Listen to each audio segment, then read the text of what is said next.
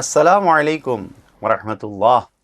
استقبال ہے تفسیر نور میں آپ کا، قدم بقدم آگے بڑھتے ہوئے آج ملاحظہ فرمائیں سورہ نساء کی 34ویں آیت۔ بسم الله الرحمن الرحيم الرجال قوامون على النساء بما فضل الله بعضهم على بعض وبما أنفقوا من أموالهم فالصالحات قانتات حافظات للغيب بما حفظ الله واللاتي تخافون نشوزهن فعظوهن واهجروهن في المضاجع واضربوهن فإن أطعنكم فلا تبغوا عليهن سبيلا إن الله كان عليا كبيرا۔ مرد عورتوں کے حاکم اور نگراں ہیں ان فضیلتوں کی بنا پر جو خدا نے بعض کو بعض پر دی ہیں، اور اس بنا پر کہ انہوں نے عورتوں پر اپنا مال خرچ کیا ہے۔ پس نیک عورتیں وہی ہیں جو اپنے شوہروں کی اطاعت کرنے والی ہیں، ان کی غیبت میں غیر حاضر رہنے میں جب وہ نہیں ہیں، ان کی چیزوں کی حفاظت کرنے والی ہیں جن کی خدا نے حفاظت چاہی ہے، خدا چاہتا ہے کہ ان کی حفاظت کی جائے، اور جن عورتوں کی نافرمانی کا خطرہ ہے انہیں موعظہ کرو، نصیحت کرو، انہیں خوابگاہ میں الگ کر دو اور مارو، اور پھر اطاعت کرنے لگیں تو کوئی زیادتی کی راہ تلاش نہ کرو، خدا بہت بلند اور بزرگ ہے۔ قوامون، الرجال قوامون، قوام اسے کہتے ہیں جو کسی دوسرے کی زندگی کو سنوارنے چلانے کا ذمہ دار ہوتا ہے، جو زندگیوں کو سنوارتا ہے، چلاتا ہے، یعنی اس کو ادارہ کرتا ہے، مینیجر، مدیر۔ نشوز نشز سے نکلا ہے، جو بلند اور اونچی زمین کو کہا جاتا ہے۔ سرکشی کے معنی میں بھی استعمال ہوتا ہے، بہت اونچی اڑنے والوں کے معنی میں بھی استعمال ہوتا ہے۔ سرپرستی اور ذمہ داری کی شرط لیاقت ہے، صلاحیت رکھنا ہے، جو زندگی کو چلانے کے لائق ہو۔ اسی لیے مردوں کو صرف گھر کی ذمہ داری نہیں دی گئی ہے، بلکہ سماجی زندگی میں بھی بہت سی ذمہ داریاں دی گئی ہیں، معاشرے کے امور بھی مردوں کے حوالے کیے گئے ہیں، قضاوت اور فیصلے کے امور، جنگی امور، دفاعی سسٹم اور جنگ کے امور، یہ سب مردوں کے اوپر حوالے کیے گئے ہیں، عورتوں پر مقدم ہیں، یعنی عورتوں سے پہلے یہ سب مردوں پر واجب ہیں۔ بما فضل اللہ بما انفقوا، اسی لیے یہ نہیں کہا ہے پروردگار عالم نے قوامون علی ازواجہم کہ وہ مرد جو اپنے مردوں پر نگراں اور حاکم ہیں، نہیں، بلکہ یہ کہا ہے کہ ازواجہم نہیں، کیا کہا ہے؟ الرجال قوامون علی النساء، یعنی بیویوں کے حاکم و نگراں نہیں ہیں، کیونکہ زوجیت اور بیوی کے مسائل مخصوص ہیں، اور اللہ نے اس برتری کو صرف گھروں کے اندر مخصوص نہیں رکھا، یہ برتری جو مل رہی ہے اس کو گھروں میں مخصوص نہیں رکھا ہے، بلکہ یہ برتری بما فضل اللہ یہ گھروں کے باہر بھی ہے۔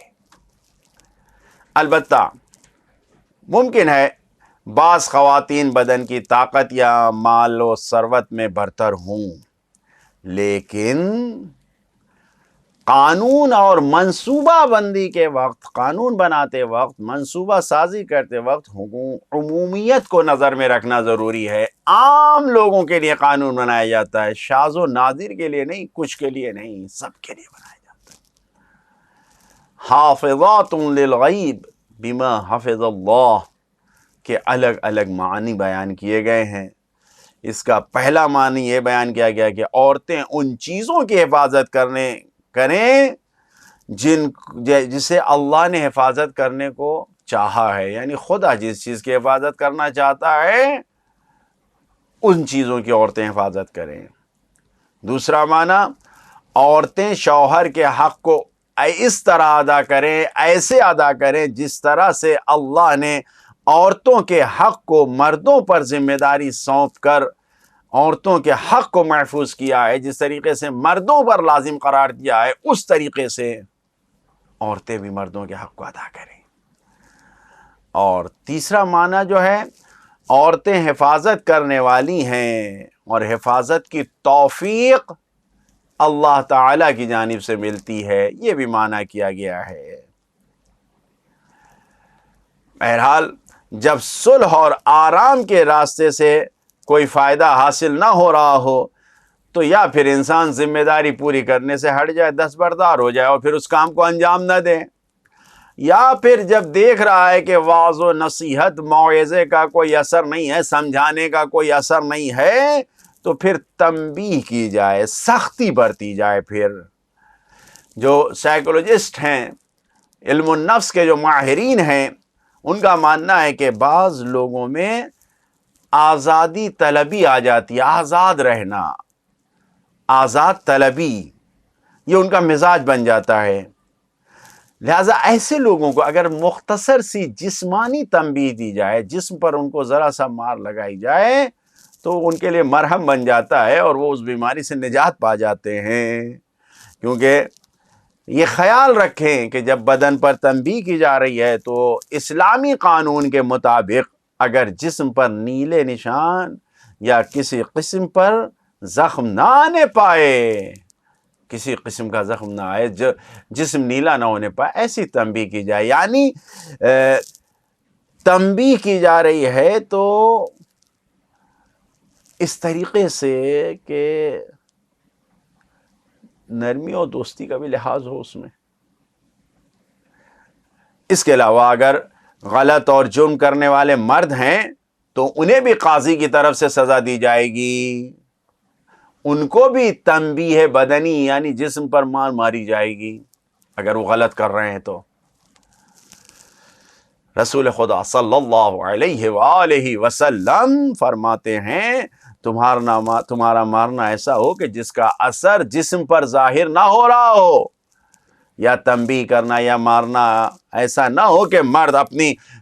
طاقت دکھانا چاہ رہا ہے، اپنی پہلوانی اور اپنے آپ کو دکھانا چاہ رہا ہے تو لہٰذا مارے، ایسا نہیں ہونا چاہیے۔ ضرباً غیر مبرج، یعنی بس معمولی ضرب ہو کہ جس سے اصلاح ہو سکے، سنوارا جا سکے، ایسا نہ ہو کہ جسم کو نقصان پہنچ جائے، قطعاً اس کی اجازت نہیں ہے۔ لہذا فرزند رسول حضرت امام جعفر صادق علیہ السلام فرماتے ہیں یہ جو عورتوں کا نافرمان ہونا ہے، ناشزہ کا مطلب یہ ہے کہ عورتیں مردوں کے ساتھ ہم بستری کے لیے راضی نہ ہوں، ان کے ساتھ رات گزارنے پہ سونے کے لیے راضی نہ ہوں، شوہر کی بات کا نہ ماننا۔ اب یہ جو کہا گیا ہے وَاضْرِبُوهُنَّ کا مقصد کیا ہے کہ وَاضْرِبُوهُنَّ، تو مسواک کی جو لکڑی ہوتی ہے، اب آپ جانتے ہیں مسواک کس چیز سے کی جاتی ہے، موٹے ڈنڈے سے مسواک نہیں کی جاتی، مسواک کی لکڑی جو ہوتی ہے اس طریقے سے اس سے مارے، یا اس سے بھی ہلکی لکڑی سے مارنا کہ جس سے تنبیہ بھی ہو جائے اور محبت اور صلح بھی باقی رہے، دشمنی میں تبدیل نہ ہو۔ اس آیات میں بہت سے پیغامات ہیں، اچھے پیغامات ہیں، انشاءاللہ آئندہ پروگرام میں آپ کی خدمت میں پیش کریں گے۔ خداوند عالم سے دعا کرتے ہیں ہم سب کو تعلیمات قرآن پر عمل کرنے والے بندوں میں قرار دے۔ والسلام علیکم ورحمۃ اللہ وبرکاتہ۔